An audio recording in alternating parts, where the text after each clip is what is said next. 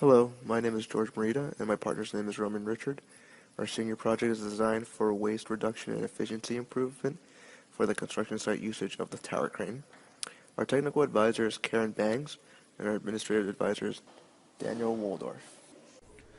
In this video, we will be introducing our project, discussing the current problem, and providing the background of the project that includes our literature reviews, our design approach, how we plan on evaluating our design, the deliverables we expect of ourselves at the end of this project, and future steps we recommend Webcor to take at the end of our involvement in the project.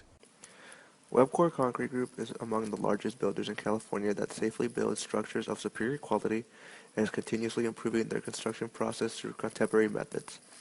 Webcor Builders is currently experiencing inefficiencies in the usage of their tower cranes for their commercial high-rise construction sites. These are essential pieces to construction that allow operators and workers access to perform at high elevations for maintenance or construction purposes. Unpredictable changes in operations and scheduling for the use of the tower crane contributes to inefficient usage and bottlenecks, resulting in labor force waiting time or crane idle time during the construction process. It is our task to identify any possible cause of waste that is creating inefficiencies in the use of the tower crane. This presents the opportunity to design a system or process that would focus on waste reduction and improving crane effectiveness. We will be working with Webcor Concrete Group. Webcor Concrete Group is responsible for the concrete pouring work for primary contractors and is a subcontracting company. It should also be clarified what equipment we are referring to. The Leibherr 550 EC H220 tower crane, shown on the right, is used both to lift and lower materials and move them horizontally. It is mainly used for lifting heavy things and transporting them to other places. For the tower crane, inefficiencies are defined as instances where the tower crane is scheduled to deliver material and is delayed or not delivered at all, as well as instances when it is necessary for urgent materials to be delivered when not specifically scheduled or planned. Oftentimes, multiple subcontractors are working on a project site and some of the major equipment is shared. In the case of our project, Webcor owns the tower crane. Currently, Webcor is delivering material with the tower crane informally, without the use of a scheduling system. This informality will go on until the production cycle transitions to a 6-day construction cycle. Cycle times, in respect to a construction process, are the time required to finish laying out the concrete structural foundation and support to a floor before moving on to the next.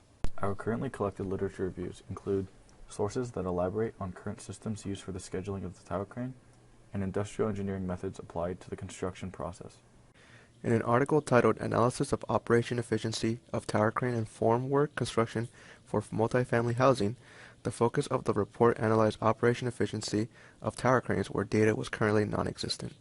They measured operation time and lifting loads in order to provide support for better management decisions. It also provided essential information that assesses lifting capacity for additional loads by applying new construction methods. This article provides a method for what our team could measure in order to quantify crane efficiency.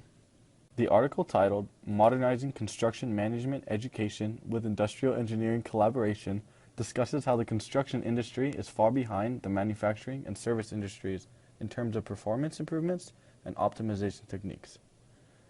In addition to this, the article says that there is an awareness of this problem in the construction industry and a movement to utilize more lean methods, specifically in the disciplines of industrial engineering and engineering management.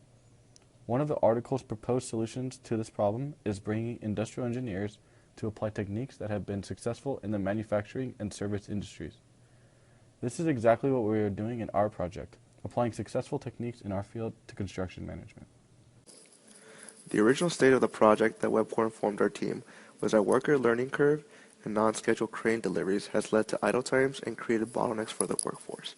In our literature review findings, we didn't encounter any articles discussing specific tower crane optimization problems. Therefore, our data was the most telling piece of information that we had available to us. We visited Webcor construction site a total of 6 days and collected 116 unique tower crane deliveries. The tower crane had 8 distinct operations it performed during its deliveries that we labeled as position crane to load, rig material to crane, move material, unrig material from crane, idle, miscellaneous, and hoist. Through our discussion with technical advisors and analysis of the data, our team came up with 3 possible design solutions, which are Kanban spaces with success, a tower crane scheduling system, break-even analysis for additional human resources and or equipment allocation. These designs will be weighed against each other using a design decision matrix, using the weighted metrics of cost, schedule, safety, and utilization as defined by WebCore. The results of our theoretical design implementation would be metrics such as less crane idle time, resulting in less worker idle time, and possibly less overtime hours on weekends. These three cases are grounds for the economic justification of our project. Our primary deliverables for this project will include three main things: our time studies and data collected via random sampling for the tower crane operations, the design solution that we create, and the simulation models that produce measurable results based on our design. Our next steps for this project include finishing the designs and evaluating them using the design decision matrix mentioned earlier. After this, we will evaluate the impact of the designs using simulations and engineering economics analysis, and recommend next steps for WebCore to take after involvement in the project. That concludes our presentation. Thank you for taking the time to watch our teamed video.